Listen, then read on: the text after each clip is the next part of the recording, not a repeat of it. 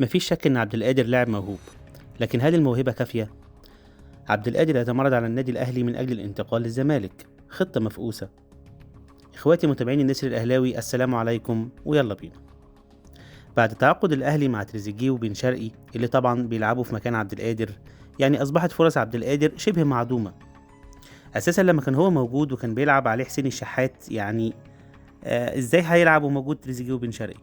مش بنقلل منه هنا، لأنه فعلا لاعب موهوب زي ما قلت، بس هل الموهبة كافية؟ ياما كتير كانوا موهبتهم أكتر من عبد القادر، ولكن العقلية ما وصلتهمش للمكان اللي يستحقوها. المهم يا سيدي، عبد القادر فهم اللعبة وعرف إن ملوش مكان في الأهلي، فبدأ التمرد. أخويا وحبيبي، اللايك مش هيخسرك حاجة، بس هيفرق معايا كتير. قال للأهلي عايزيني أجدد وأقعد يبقى ألعب أساسي.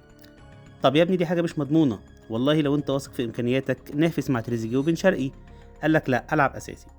طب اطلع إعارة سنة وجدد، ويا عالم اللي ممكن يحصل في المستقبل. قال لك برضو لا، يلعب اساسي يا بيع نهائي. طبعا الناس ما تعرفوش في الوقت دوت انه كان مخلص مع الزمالك الاتفاق، مخلص من بدري كمان. الزمالك طبعا اللي بيفاوض لاعب عقده ساري سنه كامله مع فريقه، وقلبين دماغنا بس علشان الاهلي يفاوض زيزو في الفتره القانونيه. مش موضوعنا دلوقتي، والشيء من مأتاه لا يستغربوا. طبعا الموضوع وصل إدارة الأهلي، وكان طلب عبد القادر الوحيد يا إما ألعب أساسي يا إما تدوني الاستغنى بتاعي، والأهلي رفض شكلا وموضوعا هذا الطلب.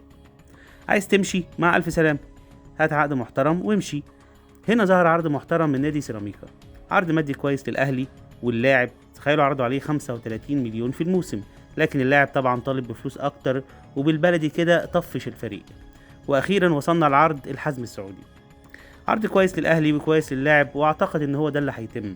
يعني بنتكلم في $1,000,000، يعني ما يوازي 50 مليون جنيه مصري للنادي الأهلي، وراتب اللاعب طبعا هيبقى راتب محترم. لكن بصرف النظر عن المكان اللي هيروحه، هل عبد القادر هيروح السعودية أو مكان تاني؟ الله أعلم، لكن الأكيد إن هو في الزمالك. لو ما كانش في يناير 2026 يبقى أكيد هيبقى في الموسم القادم في الزمالك. لكن عارفين إيه اللي هيحصل بعدها؟ أنا أقولك، وارجع للكلام ده لما يجي وقتها.